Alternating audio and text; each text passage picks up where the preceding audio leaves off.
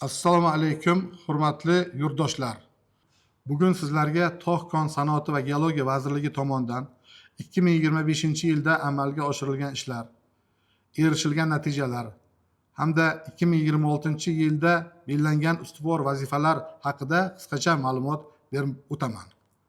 Hisobot davrida mineral xomashyo bazasini barqaror rivojlantirish va foydali qazilmalarning yangi konlarini aniqlash bo'yicha keng ko'lamli geologiya qidiruv ishlari amalga oshirildi.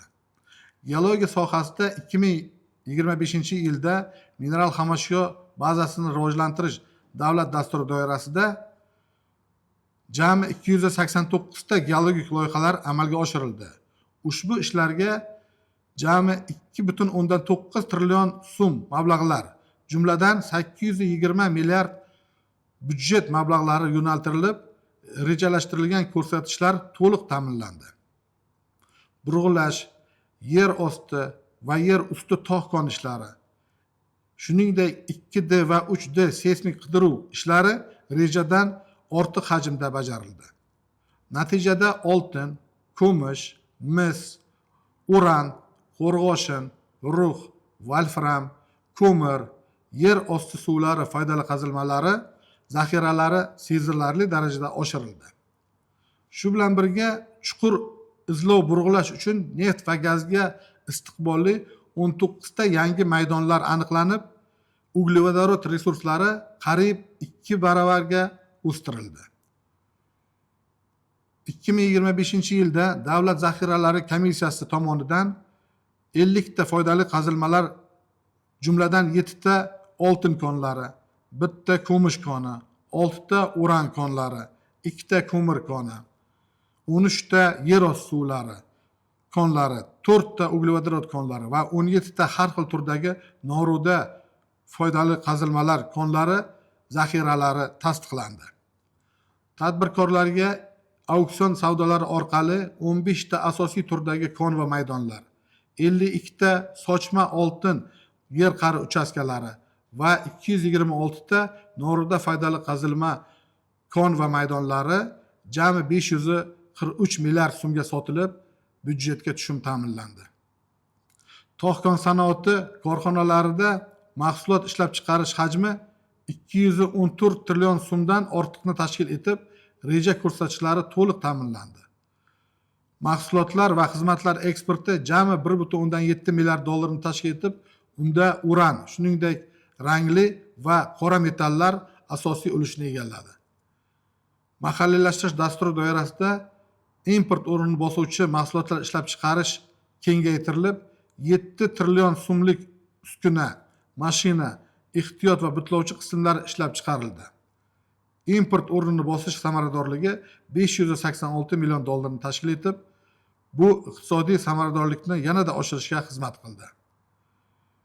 Investitsiya dasturi doirasida 2025-yilda geologiya yo'nalishida 1 milliard dollardan ortiq to'g'ridan-to'g'ri xorijiy investitsiyalar o'zlashtirildi. 2 ta investitsiya loyihasi muvaffaqiyatli ishga tushirildi. 700 dan ortiq yangi ish o'rinlari yaratildi. Bu ayniqsa hududlarda aholi bandligini ta'minlashda muhim ahamiyat kasb etdi. Shu bilan birga kon metallurgiya korxonalarida 1 milliard 250 million dollardan ortiq xorijiy investitsiyalar o'zlashtirildi.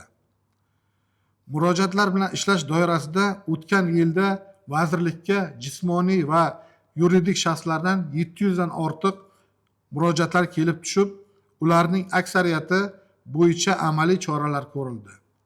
Qolgan murojaatlarga esa belgilangan tartibda tushuntirishlar berildi. 2026-yil uchun ustuvor vazifalar doirasida 275 ta geologik loyiha doirasida geologik qidiruv ishlariga qariyb 3,3 trillion so'm mablag'lar, jumladan 750 milliard so'm byudjet mablag'lari o'zlashtirilishi rejalashtirilgan. Sanoat korxonalarida mahsulot ishlab chiqarish hajmi 220 trillion so'mdan oshiriladi. Eksport hajmi esa 1,8 milliard dollarga yetkaziladi. Shuningdek, yirik investitsiya loyihalarini amalga oshirish, mahalliylashtirish jarayonlarini chuqurlashtirish va yoshlar bilan ishlash masalalariga alohida e'tibor qaratiladi. Xulosa qilib aytganda, 2025-yil yakunlari sohada barqaror o'sish va aniq natijalarga erishilganini ko'rsatdi. 2026-yilda esa ushbu ishlar izchil davom ettirilib, iqtisodiyot rivoji va hududlar taraqqiyotiga xizmat qilish ta'minlanadi. Tog' kon sanoati va geologiya vazirligining 2025-yildagi faoliyat natijalari hamda 2026-yil rejalari muhokamasiga bag'ishlangan matbuot anjumani joriy yilning mart oyida o'tkazilishi rejalashtirilgan. Tadbirning o'tkazilish sanasi haqida qo'shimcha ma'lumot beriladi. E'tiboringiz uchun rahmat.